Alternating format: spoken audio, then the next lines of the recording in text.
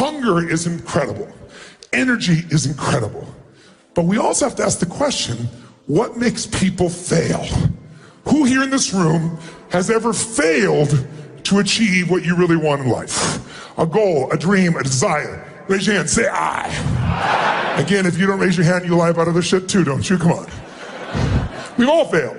So when you failed, tell me why you failed. No one wants to talk about failure, do they? Everybody loves talking about success. But let's be honest.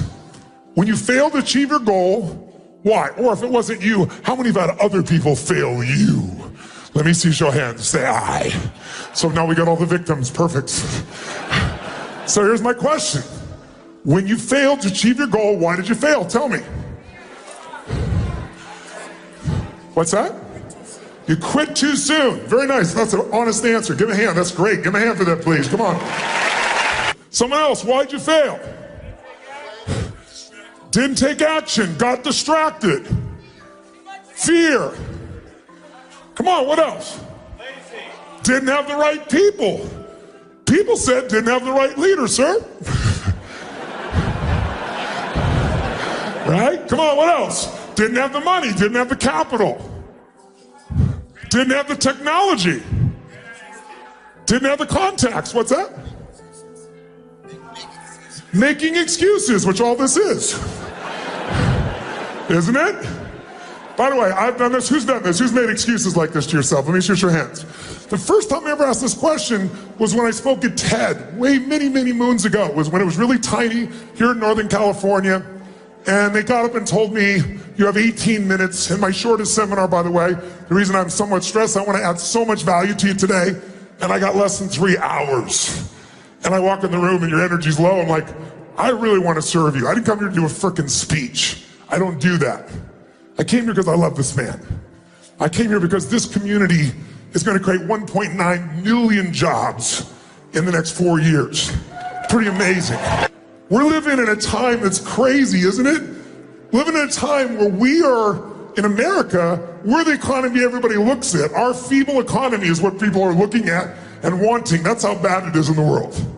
We're living in a time where people don't know what to think next. Where the economy around the world has been inflated, not with dollars or money. We don't even print it anymore. We couldn't afford to. We put ones and zeros in computers. We're living in a time, for the first time in 5,000 years of banking, where a banker now says to you in most parts of the world, here's what I'll do. Give me your money and I'll charge you and take your money. Negative interest rates. How do you explain that? Who's dumb enough to do that? Toyota is offering you bonds right now. Do you know what they're offering for their bonds? 0.001. It'll take you 69,000 years to double your money one time. That's the world we're in today. We're in a place of such uncertainty, and I'm here because there are tools that Mark and I have used over the years, and all the people I know that change their lives and their businesses. I'm also here because this is a community that I know is socially conscious, because I know what the values are of this man, and they're mine as well. I'll give you an example. When I look at how to create answers, I don't look for the excuses. I look for what can be done. And what I found is this. When I first did this at TED years ago, I asked this question because I walked in. One of the only times it was about as quiet as this room. And I asked people, and the room in those days was very small. It was the heads of Google, the guys from Yahoo, Steve Jobs was in the room, pretty great group. In fact, it was the day that they came out with a technology that made this happen. They showed it for the first time from MIT. They pinched things and pictures grew. You could move things with your fingers. And we were so blown away. And Microsoft went in and bought the entire thing that was demonstrated. It was a tabletop with pictures. And Steve Jobs quietly walked back and went, I'm going to use that for a phone and change the world. Right? So here's what I said that day. I asked this question. I said, how many of you have ever failed? Not one hand went up. I said, I know you're out there. I can hear you breathing. And I said, how many of you failed? And now everybody raised their hand.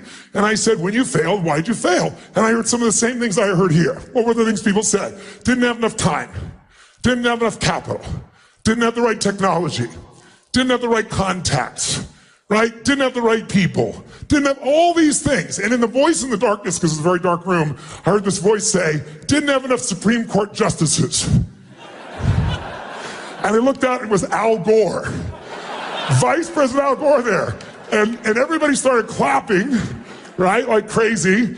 And I looked at him and I said, that's one way to explain why you didn't become president of the United States. But I said, it's not an accurate one. I said, of course, easy for me to say, I never ran for president, but let's see if I'm true or not. When you told me all the reasons why you failed, you told me resources you were lacking. Courage is a resource, right? Time is a resource. Money is a resource. People are a resource. Technology is a resource. But here's the challenge. Resources are never the real problem. We all know it if we look around. Think about it. You can get the resources if you're resourceful enough. Resources are not the challenge, it's resourcefulness. So what is it we're really missing? It's some form of human emotion that we have learned to value less and less in a technologically driven society. See, if you're creative enough, can you get the answer, yes or no? Yes or no? Yes. And creativity is a resource. If you're committed enough, can you get the capital, yes or no? Yes. If you care deeply enough for other people, will you get people to help you, yes or no?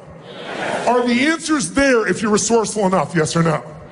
And in fact, whenever you see people in business that fail, they'll always tell you they were missing resources when they really just weren't resourceful enough. This man is incredibly resourceful. I'm resourceful. Every person that I work with who's gone from nothing to a billionaire, and I've interviewed 50 of them just in the last 4 years to give you an idea, which is why I gave you that book. I'm not going to talk about that. I just wanted to give you a gift because I literally spent 4 years of my life interviewing these people. And none of the people I interviewed were from the Lucky Sperm Club. They all built it from scratch. They did it by doing one simple thing you got to do in business, which is finding a way to do more for others than who? Than you, yourself, but more than anyone else in the industry. You got to find a way to add more what? And when I did these interviews, one of the things that came across when I was doing this is these people just took no excuses. They knew they could get the resources if they were resourceful enough. So what are the ultimate resources? Creativity, joy, love, determination, flexibility. With those things, there's nothing we can't get. Who agrees with me on this? Say aye. And then I turned back to Vice President Al Gore and I said, you know, so I heard you say you didn't have enough Supreme Court justices, but last night I watched you give a speech, and he gave his inconvenient truth speech for the first time, and he was so passionate. Al Gore was passionate. It was an amazing thing. I'd never seen it before, and I said to him, I've never seen you that passionate ever before. I said, I watched the debate between you and George W. Bush, and I wanted to vote for you, but I couldn't. You just didn't have the energy. You kind of had an attitude. I said, you were not resourceful. I said, it never should have come down to justices having to make that decision. It's because you were not resourceful enough. And there was this pause in the room, and all of a sudden everybody stood up in Democratic Northern California and started clapping like crazy. And Al stood up and came by and gave me a little high five, a little hug. And afterwards they said, get him run for president again. I said, no. But the point is, it's resources. And if you're resourceful enough, you can do it. So when I was writing this book, I decided to get a little resourceful myself, and I thought, gosh, I grew up dirt poor, no money for food. And somebody fed my family when I was 11 years old. And they came to the door literally on Thanksgiving and knock on the door, and here is this tall guy standing there with bags of food in a pan on the floor on the ground with an uncooked turkey. And I'll never forget, he said, is your father home? And I said, just one moment. And I ran to get my dad thinking he'd be so excited. And unfortunately, he was not. He was annoyed even though we didn't have any food. And the man said, sir, this is a gift from you. If someone knows you're having a tough time, they want you to have a beautiful Thanksgiving. And my father said, we don't take charity. And he went to slam the door in the man's face, and the man kind of had his foot here and it bounced off his foot. And he's holding the bag still. And he said, sir, he said, this is not a handout. Everyone has tough times. This is a gift. The person's doing it anonymously. They just want you to have a great Thanksgiving. And my dad said, we don't take charity. He started to slam the door again. This time he put his shoulder into it, and it hit and bounced off of him. And then he said something to my father. I thought my father was going to punch him.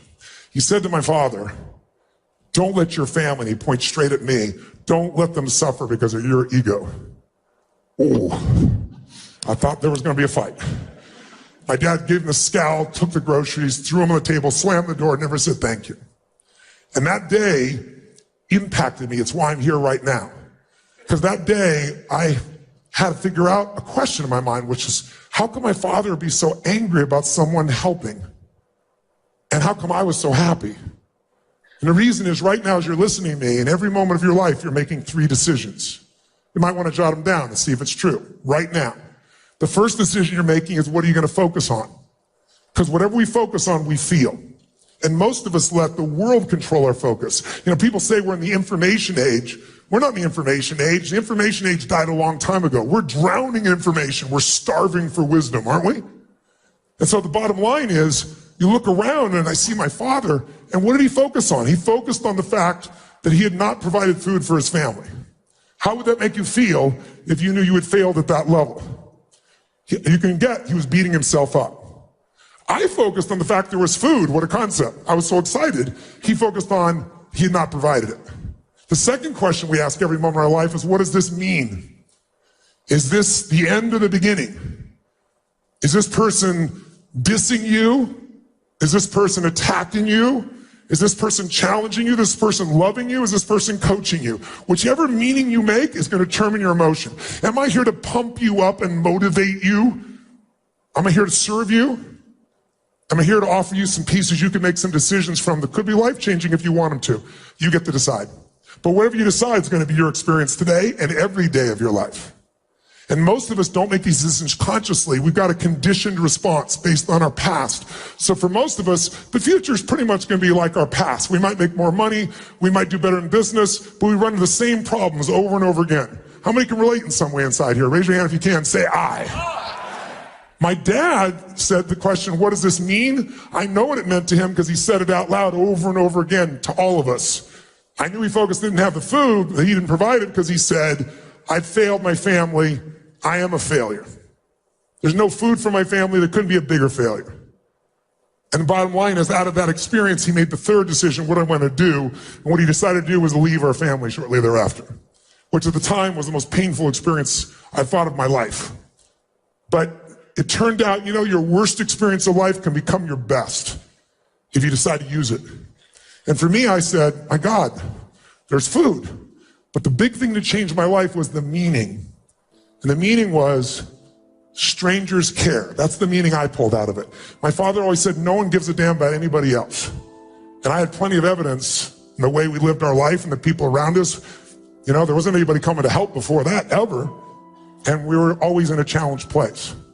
When I started believing strangers care, it changed my whole life. One belief can change your life. Today, you can make one decision in the next little time we're together and literally change your life without hyperbole, without BS, without exaggeration, not positive thinking, because our beliefs create and our beliefs destroy our life. And we have to become conscious as which ones are empowering us, so we use them more, which ones are pulling. And most of us are going so fast, responding to our world, that we don't actually stop and really check in and feel what's really going on. So my third one is, what am I going to do? I decided someday I'm going to give back. I'm going to do this for other people because this changed my life. And so I have. I started when I was 17. I decided to feed 2 families. And it was, I didn't have any money, but I was like committed. I went to the grocery store and I got 2 baskets. And I thought, I'm going to feed 2 families for like 3 days. I'm going to make this incredible Thanksgiving for them. I know what it meant to me. It's going to mean that to them. And I went to the store manager since I had much money and I said, here's what I'm doing. I'm going to feed 2 families. Help me out. Give me a discount. And he gave me 10% off. And I thought, cheap bastard. But I took the 10%. And it was the best shopping spree I'd ever gone on in my life. And I'll never forget, I called a local church I was connected to and I said, who do you know that needs help but won't ask for it? Because that was us. And they gave me the names of 2 families.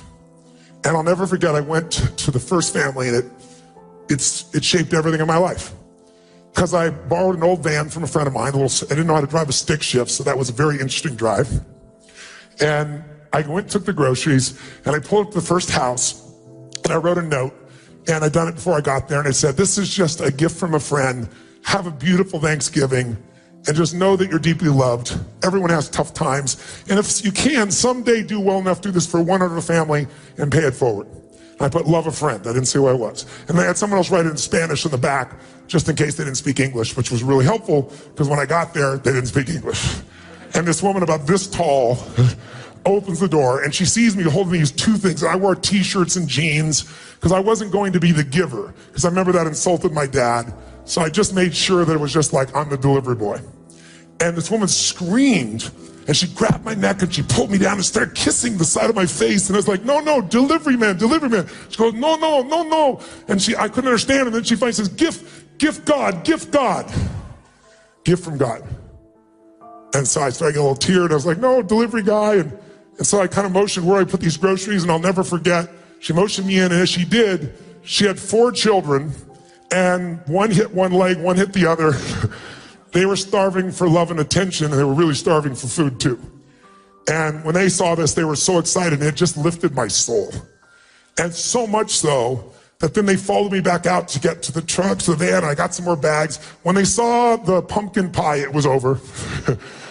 And the moment that is seared into my memory of my life, that changed my life, was seeing at the end, I didn't want to leave, but I had to. I go deliver the food, and then one little boy just would not let go of my leg, looking up to me, and it was just one of those surreal moments in your life, because I was that boy one day, not that long ago. And so I walked in there, and I tried to give him a hug and finally tried to excuse myself. I don't speak any Spanish. I felt embarrassed. I should have. But I turned to the woman, and she's crying like this, and smiling and crying, quite a mixture of emotion. And I'm feeling myself trying not to cry. And then, all of a sudden I try to say, Happy Thanksgiving. And I noticed I said, Feliz Navidad. I knew those 2 words, right? And I got in the van, I'll never forget. I put the thing in reverse, backed up. I looked up in the rearview mirror, and I saw her face with the 4 kids there. And I left out one little detail that I found out. Her husband had left her a week before with kids with no money and no food. I had no clue. You want to talk about guidance, God, fate, whatever you want to call it. But it was there. Grace is what I would call it. And I remember I just started bawling uncontrollably. And I thought, why am I crying? It's such a beautiful moment. And I realized in that moment, the worst day of my life was the best day of my life. Because would I have ever been there if my father had been the man I wanted him to be in my life? If he had stayed, if he had done the things that I would want him to do, I wouldn't have the drive. And so I fed 2 families that time, that Thanksgiving. And then I went from there to 4, and then to 8. And then I got a little small company I started, and they all got involved. And then I got to 100,000 people. And then I got to 1 million, then 2 million. And about 12 years ago, I fed 2 million people through my foundation, and then I matched it. And I've been matching every year since then. 4 million people a year to be fed, to give you an idea.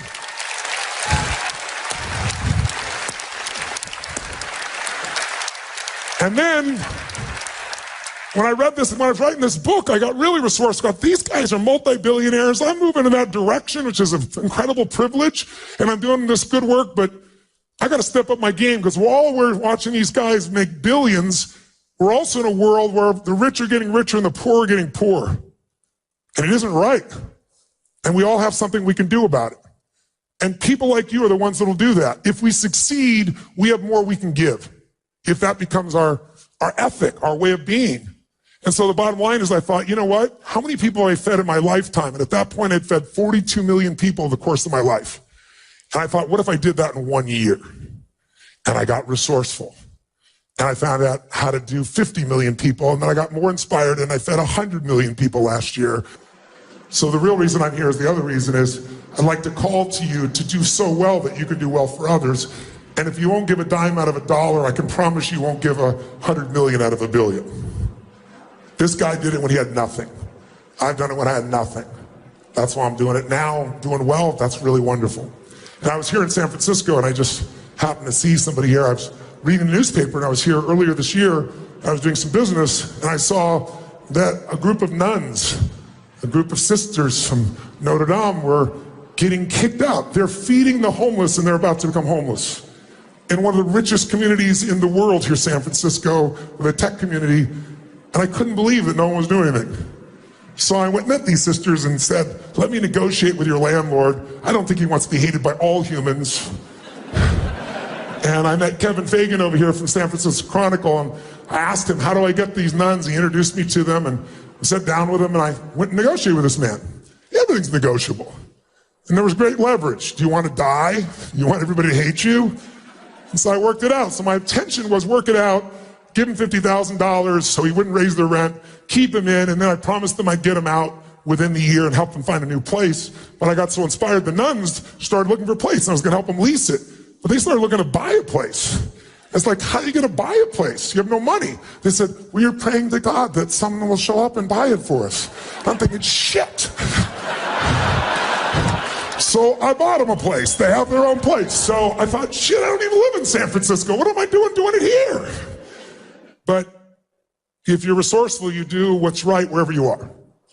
And then we got them a place, and then the people were fighting us on the soup kitchen. And then so I needed a new place for them to be, so Mark's never acknowledged it, but I have to acknowledge. I called my buddy, I said, Mark, I bought the soup kitchen. How about you buy him a condominium? And Mark did. He bought the place that they all live. Have a hand for Mark Benioff over here. Pretty amazing, you know? So before we go any further, if you find real value by the time I'm done here, and I believe you will, significant value since you came here and paid something, I'm sure, I'd like to invite you to match me in helping either these local sisters or Feeding America. And I will match whatever you give, $10, $10,000, up to $5 million, I'll personally match. This room is filled with some players. If you're at that level, I'll do it. If you want to get resourceful and give in $10, or resourceful and give 10,000, or resourceful and give 5 million, I'll match you. Or if you just want to help these nuns out, I want to point it out. I bring this up really simply because whether it's becoming president of the United States, or feeding your family, or feeding the world, or changing your business, it comes down to resourcefulness. They asked Sam Walton in 1974, had 78 stores.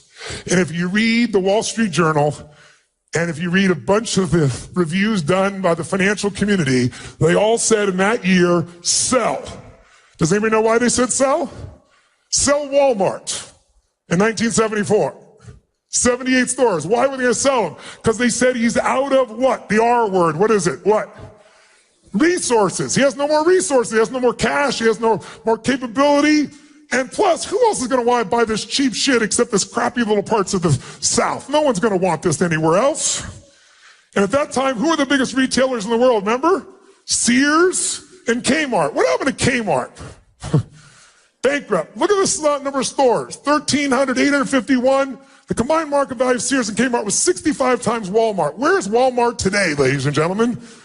How many stores? Throw it up there. It's the dominant player on the face of the earth.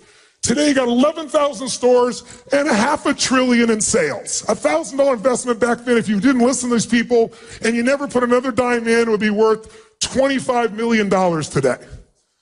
Because people underestimated his resourcefulness. Business is resourcefulness. Your career is resourcefulness. You want to move up? Get resourceful. And the only way you're going to do that, number one, it isn't enough to be intelligent. I know you're smart as hell.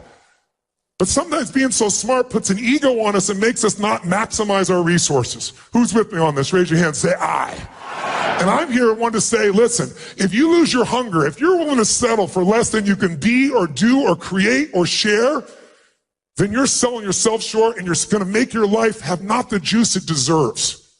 Who's with me here? Say I. So if we want to know what it takes to succeed, you already have it. Every one of you is resourceful. But if we want to take it to another level, what's the level we want to get resourceful at? Let's talk business first, then your personal life, okay? Is that fair? Are you still with me?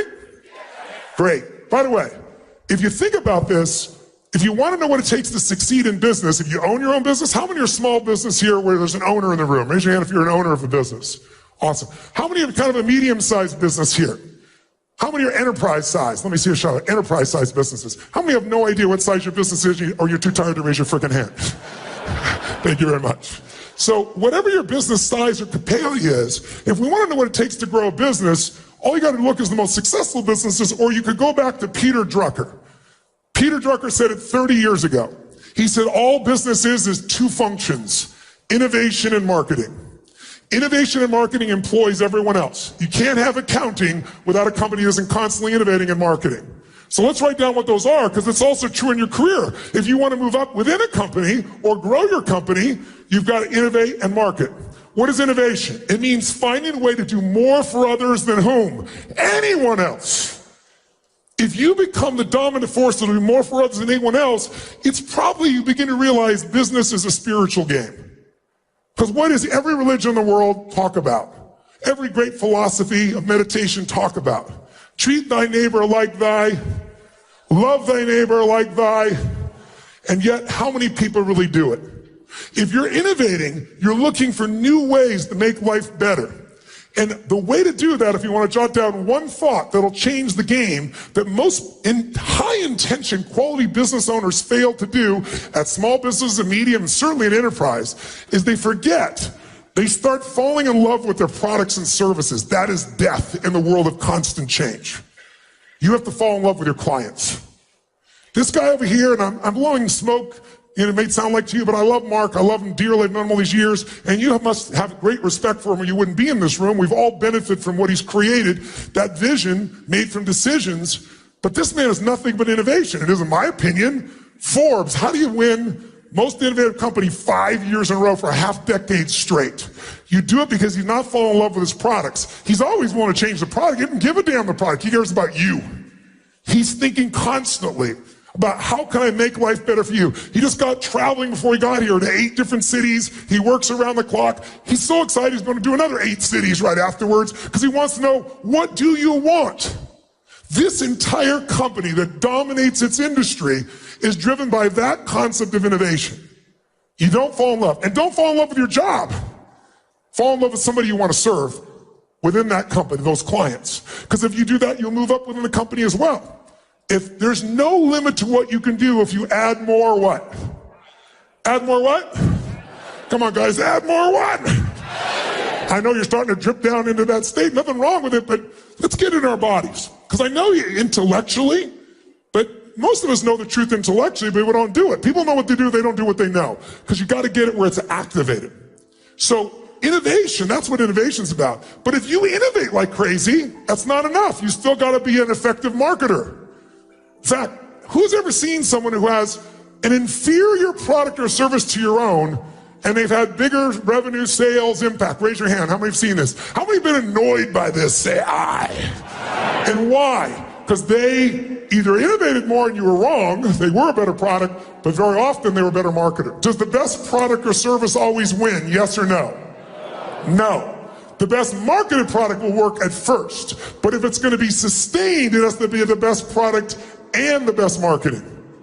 Companies like Apple, companies like Google, companies like the company you're in right now, Salesforce, these are the companies that do both innovation and marketing. And if you're an employee of someone and you're saying, what's my ticket to make my life the way I want it? It's innovation and marketing within you. It's finding out, what can I do to add more value to this company? What can I do to add more value to our clients? What can I do to make that happen? And then, how do I make people know? How do I get people to want to do business with me, want me to move up in the organization? That's what it really comes down to. Now, here's a question. Marketing today. Is marketing today easier or harder? Give me your first gut reaction nice and loud. Which one? Say it again. Easier or harder? I'm hearing a lot harder. Raise your hand if you think it's harder. Raise your hand if you think it's easier. Okay, well, the room is about 60-40. It sounded worse than that because harder people talk harder. It's harder. Both of you are right. It's easier and it's harder. It's easier because there's more ways to market and there's cheaper ways to market. There's social media. There's these incredible opportunities. It's harder because there's so much more competition. It's hard to get people's attention today, isn't it? Right? Everyone is trying to get attention. Where is advertising today? Tell me, where is it? Everywhere. It's on bananas. It's on people's t-shirts. It's on their ass. It's crazy. In fact, right now, a lot of retailers that deal with millennials are in deep trouble right now because they don't want to wear a label of somebody's brand on anymore. It's a whole different culture. And you're seeing these companies that are going right now, massive drop in profits, trying to figure out what the hell do we do? Why? Because they didn't innovate enough. They didn't market enough to find out, what does this person really want, need? They fell in love with their product. They fell in love with their service. They didn't fall in love with their client and understand, what do they want? What do they need? What do they fear? And by the way, that's true whether you're the business or whether you work in a business. That's number one job for all of us. That's what makes the economy go. Who's with me here? Say aye. You know how many, 15 years ago, research showed that the average person, if they were exposed to advertising, would see an average of 4 exposures before they took action. That was the average. Some people do it the first time, some people do it 9 times, but the average is 4. Does anybody know what the average is today? Oh, they just put it up there. Thank you very much. That was very helpful. 16. So those that said harder, you're right. It's harder because it takes so much more, but that also is precluding that your message isn't very engaging. If it's engaging enough, you can get them in the first time. Now, how do you do that today? Well, if you're a small business, you go, how do I compete? We've seen all these companies disappear, right? There used to be these small bookstores, and then who came along? Barnes and Noble. And they thought they owned everything. And then who came along? Amazon. And guess what? That's the game. Who did you used to search with years ago before Google? What company? I can't even hear you. Right? Yahoo, right? But no one searches Yahoo now, right? They got displaced. That displacement came from innovation and marketing. Raise your hand if you follow here. Say aye. So if you and I are going to break through it, if you're a small business, I'm sure you're freaked out about it. If you're a business, you think, I'm just going to spend more money. Today, spending more money isn't enough. Today, people want something that's authentic and real. Who's with me on this? Say aye. And without that, you really can't even get their attention. The old ways don't work. How many of you don't even see banner ads anymore? They're like invisible to you when you're on the web. Raise your hand and say aye if that's true. Do me a favor, raise your hand if you literally don't see the banner ads. Raise your hand. I want you to look around the room and look at the percentage that don't even see it. So, lesson 1, no banner ads.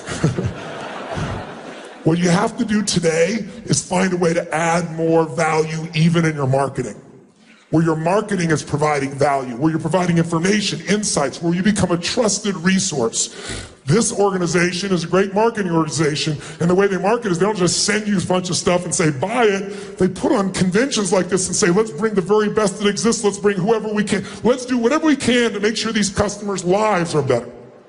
And that's why you have an allegiance. The technology works, but it's more than that. Remember back in 1997 when a little company called Apple was not the most profitable company in the world, when they were on the verge of bankruptcy, and they seemed to have no resources, but they had one thing still. They had groups of people, I was one of them, that like my whole companies, they all went to Microsoft, and I was like, I'm keeping my Apple, and my creative team is gonna have Apple.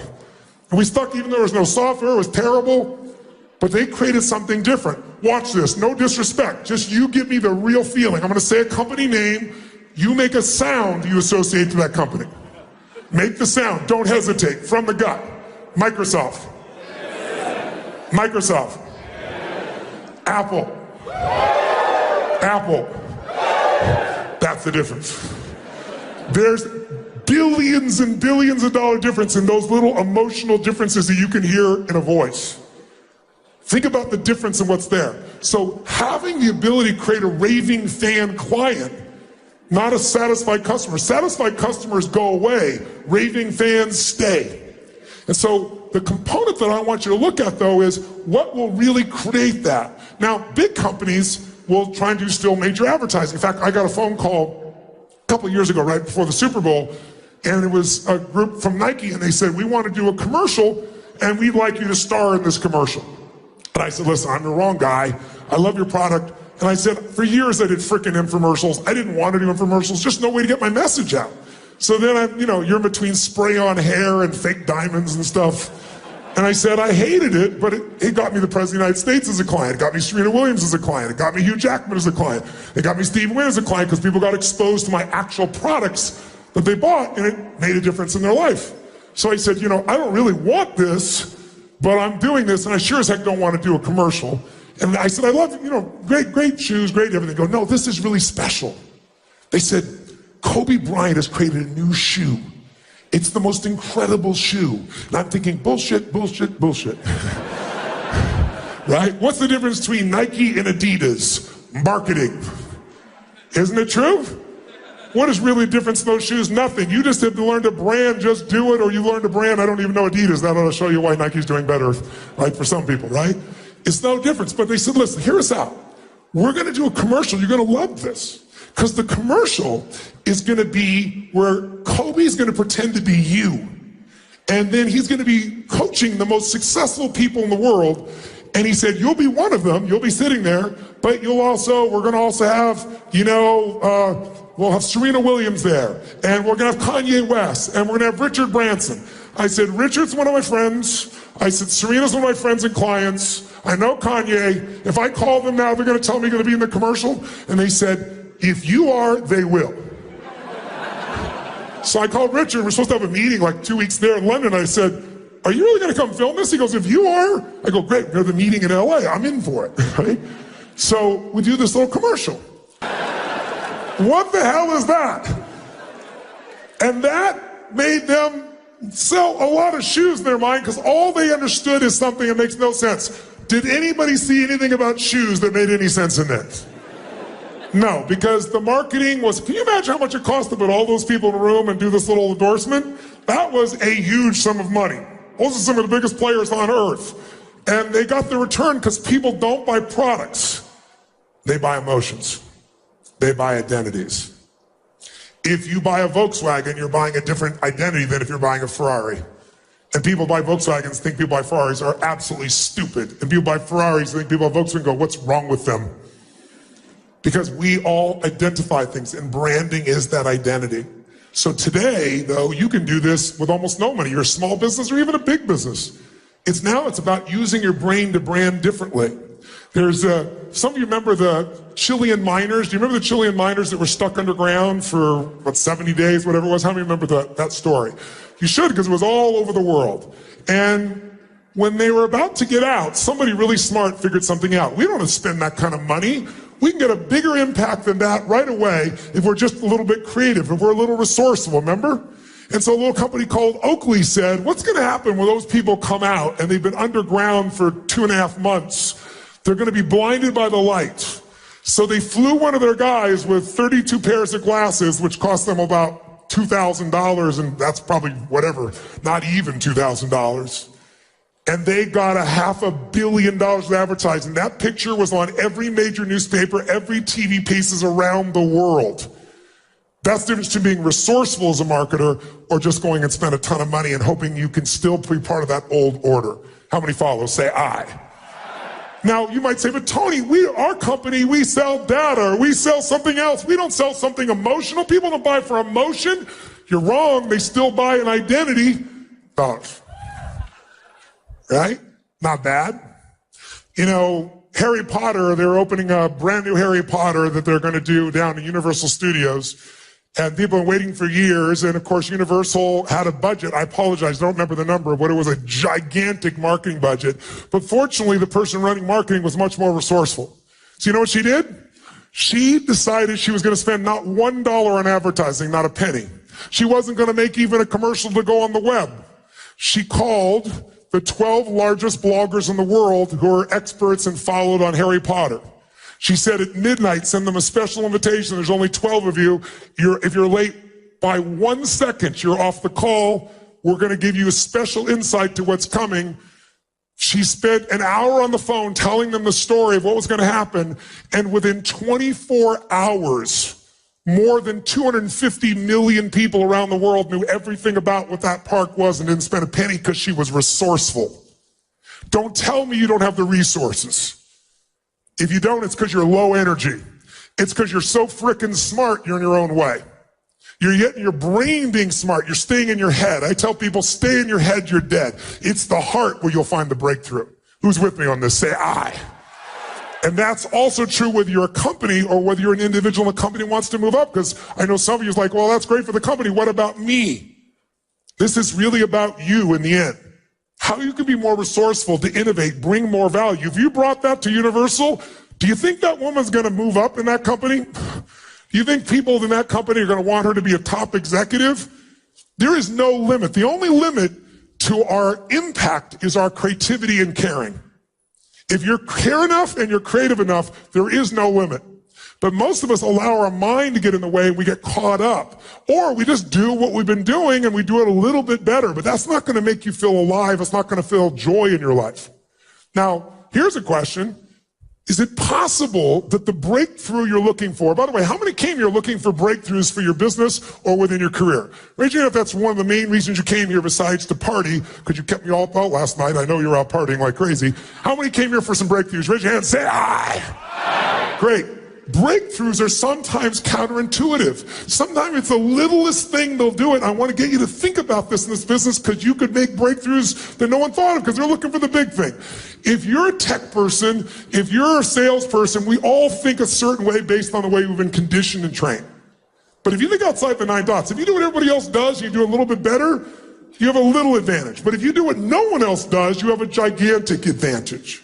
So I'll give you an example. What did Steve Jobs do in 1997 when Apple was almost bankrupt and he had no real money? One thing is he made a deal with Microsoft, which was like the evil empire to Apple. But what did he do? What did he do to come up with a product? He didn't have time. He came up with a product that most people would say, well, there's no innovation. In fact, his engineers, the people inside, they're all saying, this is a piece of crap you want to build. He said, trust me, we're going to do this. I don't think he said, trust me. He was a little more intense than that.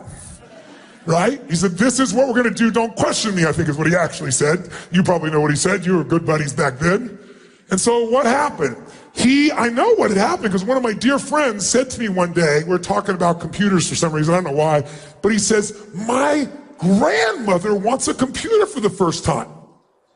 And I said, what kind? He said, that's what I asked her. And she said, a pink one.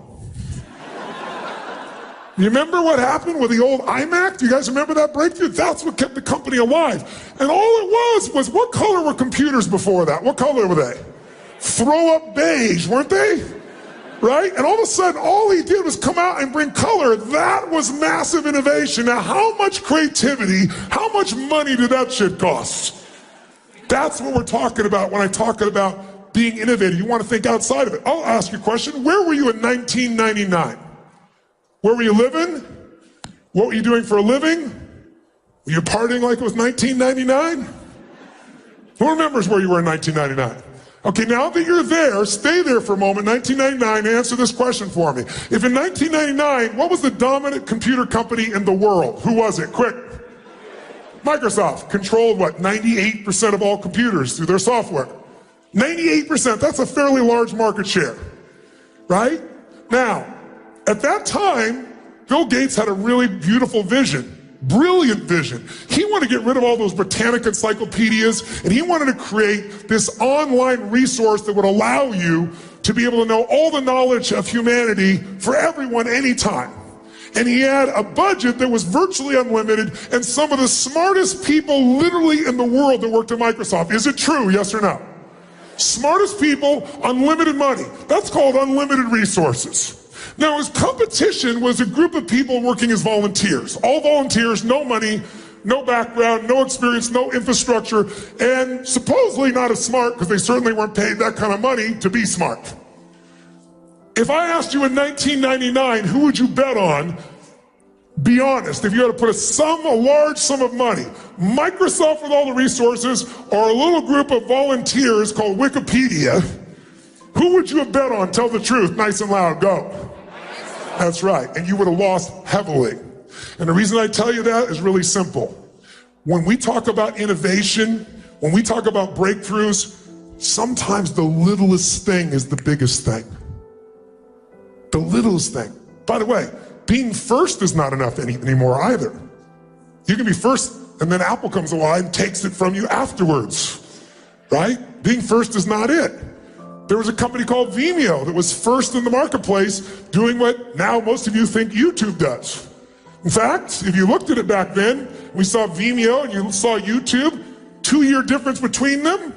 I know Chad who created YouTube, brilliant guy, and what he did was really good. What I teach, he modeled them. He saw what they did and he modeled them. If you looked at them visually back then, they looked very, very similar. They did the exact same thing. But one was sold for $1.65 billion a couple of years later, and the big, big difference. What was it? Look at them. Visually look pretty much the same. Someone tell me, what was the $1.65 billion difference? No, they uploaded the same way. Speed, they had the same speed.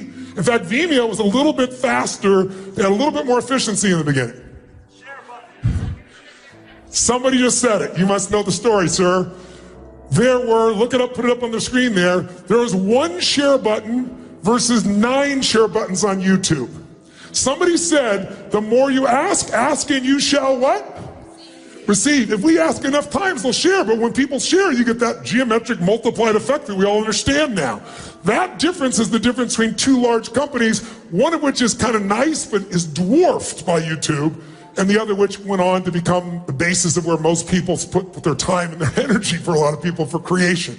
So I want you to get that if you and I are going to go to a different level, all you got to understand is it isn't beyond your reach.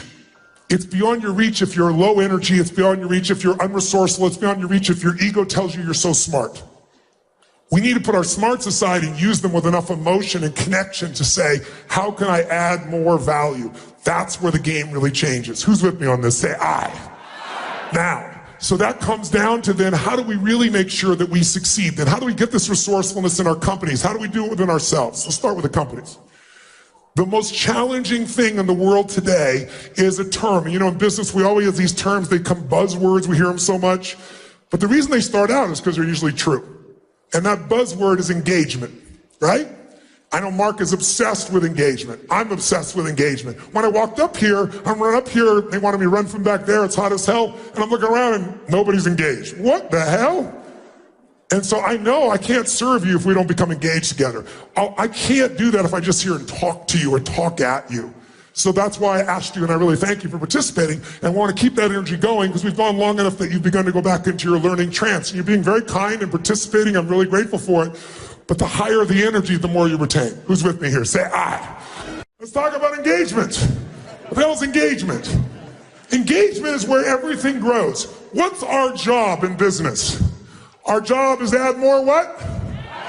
Win. Once in a while or every time? If you do it for decades, you become a brand. If you become a brand, people bend down on one knee, reach behind other things to buy Coca-Cola.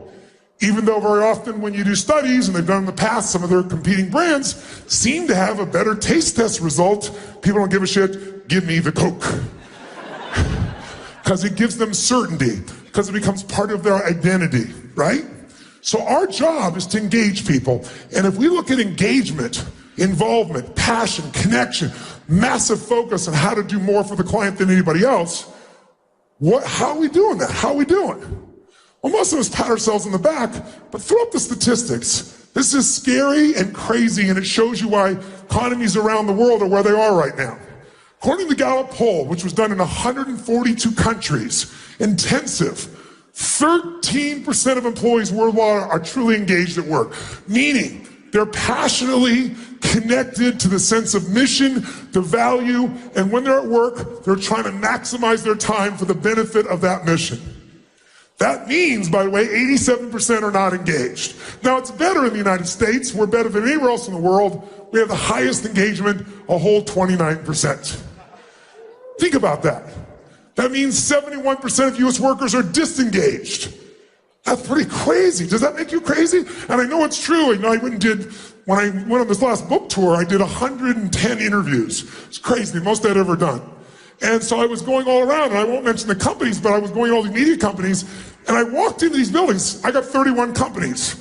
I have very passionate values about how we play the game of life, right? And I walked through these buildings, and the world, because we're so technology driven, it's so dead, but I'm walking around watching people on their personal Facebook, tweeting, doing those stuff, and the energy is so low because there's no mission. And you look around and go, how do these companies survive? And if you look at our economy, our productivity has dropped. Everything else dropped because now we're so distracted because we have so few companies that have that mission connection today. And the ones that do, they dominate, completely dominate in that process. Now, what should really concern you is the next statistic. 24% are actively disengaged. What does that mean? It means they have no passion for their work, they lack any motivation to get the job done, they're unhappy, and they're likely to attack the company. If you're trying to grow your business and 1/4 of them are trying to screw you over that work for you, that are your partners, how many know people like this in your own business? Come on, raise your hand if you know them. Nice and high, raise your hand if you look around the room. Clearly, clearly Donald Trump has at least one of those and sent his taxes to the New York Times. Right?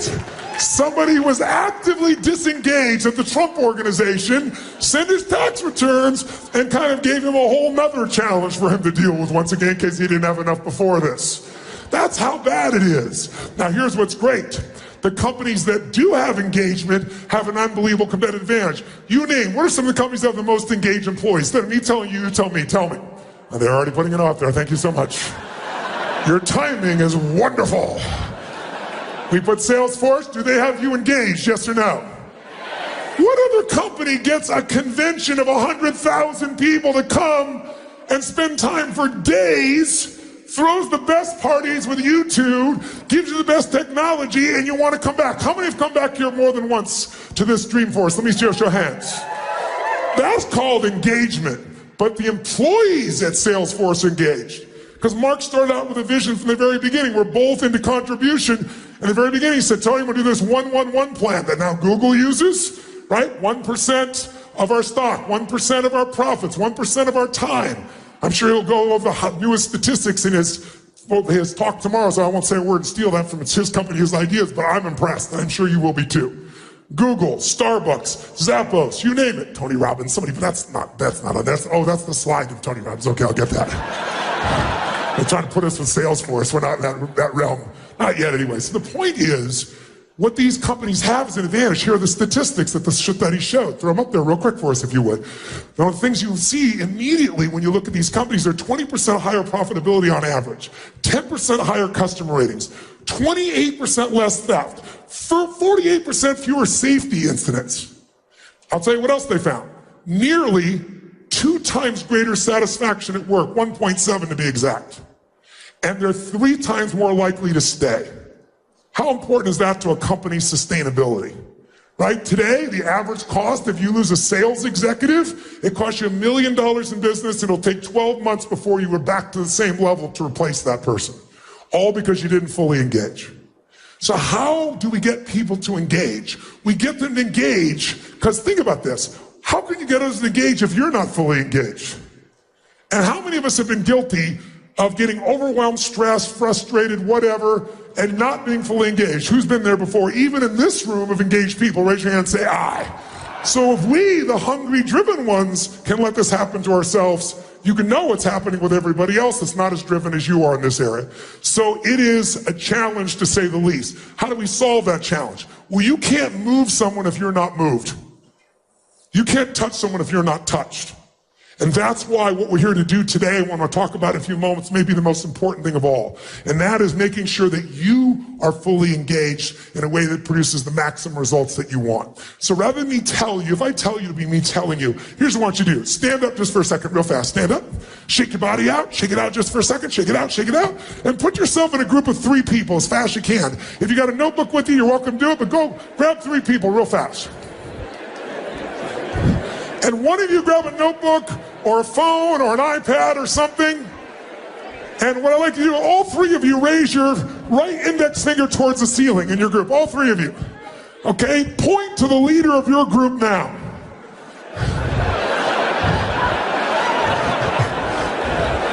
Whoever's got the most fingers, you're it.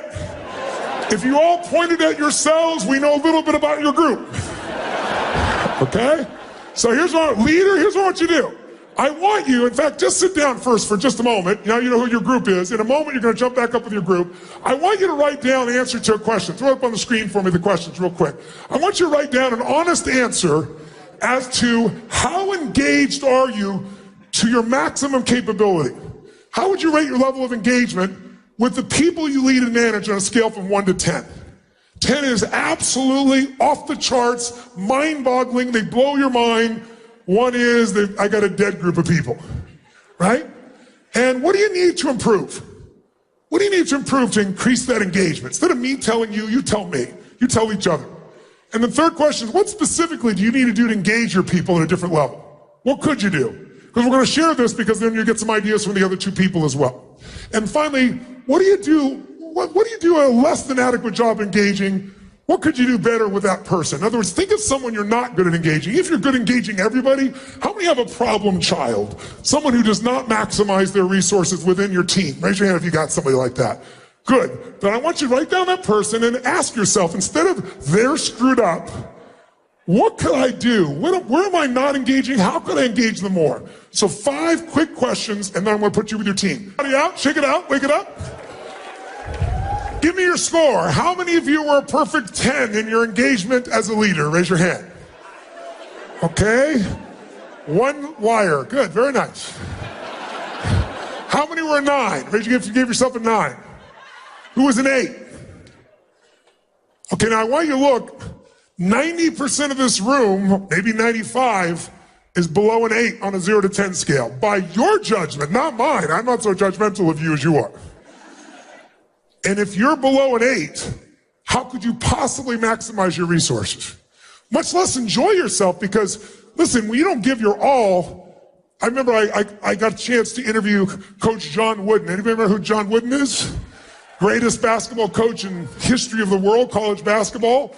Won 11 national championships, 88 games in a row. And it wasn't like the Bulls with Michael Jordan. Every year was new players. It's college. And I remember he taught me something. He said, Tony, I asked him which one was his team that he was most proud of. And I know a little bit about basketball. I'm old enough to remember Lou Alcindor, Jabbar, Abdul-Jabbar, people like that. I thought that was going to be the group for sure. The winningest team. That was not the team he picked. He picked the team I'd never heard of. And I said, why that team? They didn't perform as high as these other teams. Why would you pick them as the greatest team you ever worked with? He said, Tony, because they maximized their abilities. He said, you know what? He taught, anyone ever worked or was coached by Coach Wooden, he taught people really something simple. He taught them how to be great men. And the way he did it was, he said, it's really simple. Stop thinking about the score of the game and focus on one thing you can control. How much you give every moment you're on that court. He said, there are going to be days when you win and when you lose. But the only days you're going to know when you win or lose are going to be by your measurement of yourself. If every single moment you're on that court, you're engaged at level 10 or above, if such a thing were to exist, and you gave every ounce of yourself every minute on the court, then it doesn't matter what the score is, you won. Because you became more and you gave more. And in life, we don't get to keep anything except what we give. Because that's what makes us become something different. His entire mindset, by the way, was if you give your all every single moment on the court, and every one of us does, if all of us are 100% engaged, he said 99% of the time you're going to the highest score. Sometimes someone's getting lucky, they'll get a different call, the ball will drop. But you can't control that. You can control you. So if you're below an 8, which most of this room is, it might be time to change. And maybe that's what I felt when I walked in this room and the energy was lower. It's like, it's not a judgment. It's just, I want you to have the enjoyment that comes at 10. How many can remember a time where you were so engaged in something that bombs could be going off? You would know, you were like right there in the zone. Nothing else could distract you. Who's ever been in that place? Say, "I." Make a sound of how it feels when you're in that state. Make a sound. Go for it. Now, make the sound of level 7 engagement. And then imagine doing that every day. So then you want to find some new technology that will get you excited again. And the technology is only as good as our engagement. Who's with me on this? Say "I." So now I want to ask you real fast, round robin, while you're standing with your group. What makes someone engaging? What makes someone disengaging? Make a list. You have 1 minute. Go. Together. Do it together. Don't sit down. Do it together. Somebody tell me, give me an example of 2 things that make them engaging. 2 or 3 make them engaging. 2 or 3 make them disengaging. Anyone, raise your hand. Let me grab somebody. We'll grab a microphone. How about, yes sir, right here. Give him a hand. Name's Poncho, and I'm from San Luis Obispo. Great. Tell us 3 things that make you want to engage with them. Tell us 3 things that make you want to disengage or not be involved with them. Yeah, so engagement, positivity, level-headed, mission-oriented. Okay.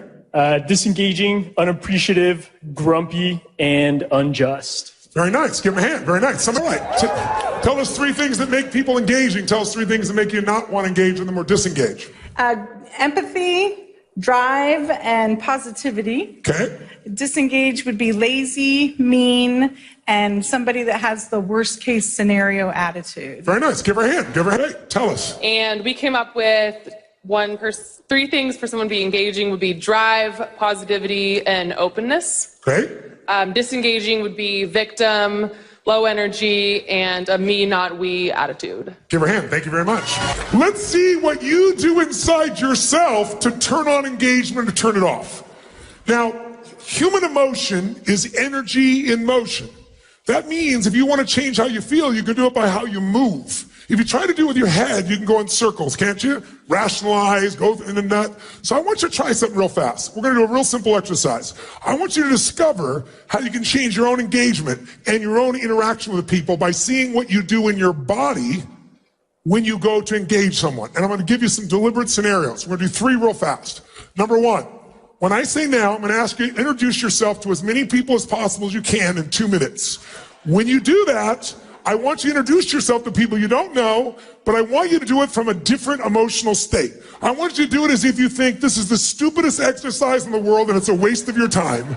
And why do you have to talk to this idiotic person? In other words, you're not going to say it, but I want you to walk up to them like it's a total waste of your time. Hi, how you doing? You're going to shake their hand like, you know, you, sir, come here. You, come here. Come here. What's your name? What? Adrian? Adrian. Deliberately walk up and be in a state where you really think it's a waste of your time. Why do I have to talk to this person, but you're going to do it anyway? And I want you to notice, listen, notice what you do to be in that state in your body. What do you do with your face? What do you do with your breathing? What do you do with your posture? Do you go straight towards them or do you hesitate? I want you to notice not only how it feels to be greeted that way, that'll be obvious. I want you to notice what you got to do to be in a state where you disengage with someone like it's a waste of your time. Get to as many people as you can in a minute and a half and notice what you do. By the way, you're going to be in a state where you don't want to do this. You're just doing it because you have to. Go. Okay, stop wherever you are in the room. Freeze. Freeze where you are in the room. Now, it wasn't hard for some of you to freeze because you didn't go and you went, hi, I'm done. Now, how many of you couldn't help yourself? You're like, hi. I saw a few of you out there. How many actually did it? How many actually did it? Raise your hand if you really did it. Say aye. So I want you to yell out the answer because we have about, 7,000 people in this room and they're from all over the world. So it's a great test ground for human beings. Raise your hand if you had to change your body to go in this lousy state. In some way, raise your hand if you had to change your body. Say aye. Raise your hand and say aye if you change the muscles in your face to get in this little annoyed state. Say aye. Tell me, did you increase your breathing more full or more shallow in this state? Nice and loud. Which one? Which one? Did you talk louder or quieter? Which one? Which one? Did you talk faster or slower in this state? Which one? Kind of like the room when I walked in here. And I want you to get this. There are 7,000 people here from, 100 plus countries? And you're all saying the exact same thing. And I didn't tell you those things. You're telling me because in order to go in that crappy state, that's what you all have to do. If you use your body that way, you're going to feel lousy no matter who you're around. And many of us don't. We think it's other people, and it's the state we put ourselves in. So there's a pattern here that's pretty universal, isn't there? So let's try something. Shake that out of your body. Get out of that state. And let's try a totally different state this time. This time I want you to do this like you're a little kid. If you do it like an adult, you're like, why are we doing this stupid exercise? But if you're a kid, you have fun with stuff. Who's want to have some fun with this? Say aye. Awesome. And here's what I want you to do. In a moment, I want you to introduce yourself to as many people, different people again, but this time I want you to do it from a state where you're deathly afraid they're going to reject you. Okay? Now don't tell me you know. Who's ever not done something because you're afraid of being rejected or failing? Raise your hand. Say aye. So wouldn't it be useful to know what you do to put yourself in that place? Because if we know what it is, we can what? Change it. Because it's in your body. It's not just in your head. And when you know the pattern, you can change it. So I want you, when you do this, to exaggerate your fear. Do you know why? Because achievers never get fearful. We just get stressed. And stress is the achiever word for fear, isn't it? If I follow the trail of stress, it'll bring me to your deepest fear. And the fear we all have is I might fail, and then it means I'm not enough. And if I'm not enough, I won't be loved. Those are the deepest fears that people have inside their head. I want you to do this. I want you to imagine really like a little kid shows their fears. Adults like, I'm not afraid. Make this tension in their face, right? Their body. I want you to just really go for it. It's kind of like, like if I came up and said, hi, what's your name? Ibal? How you doing?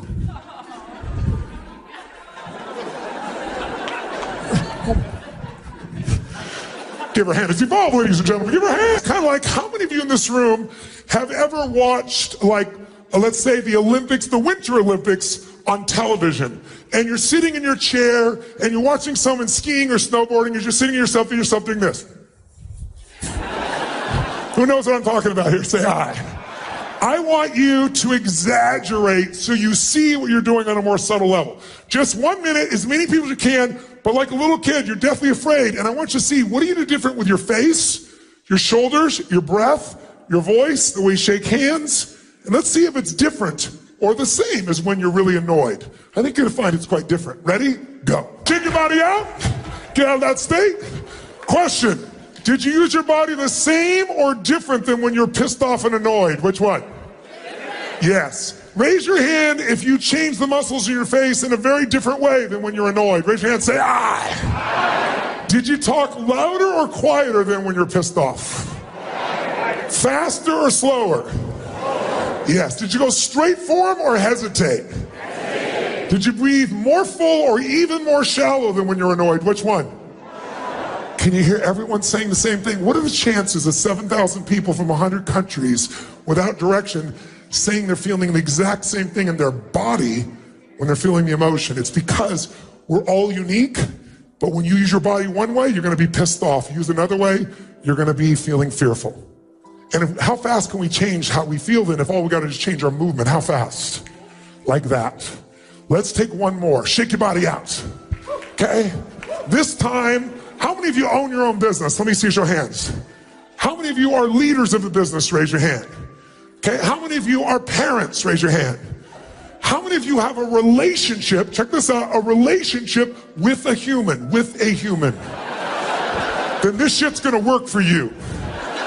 Here's what I want you to do. When I say now, I want you to greet people, but we're gonna change the motivation because I hate the word motivation. I've never been a motivator, but I do believe motive does matter. If your motive is just to manipulate, most of us have pretty giant bullshit meters and we can figure that out at this stage, can't we? I mean, even reality television is bullshit. So we know what's true. How many know what I'm talking about here? Say aye. So the motive change is gonna be this. I want you to approach somebody and greet people and meet people in 2 minutes, but we're gonna have a different understanding.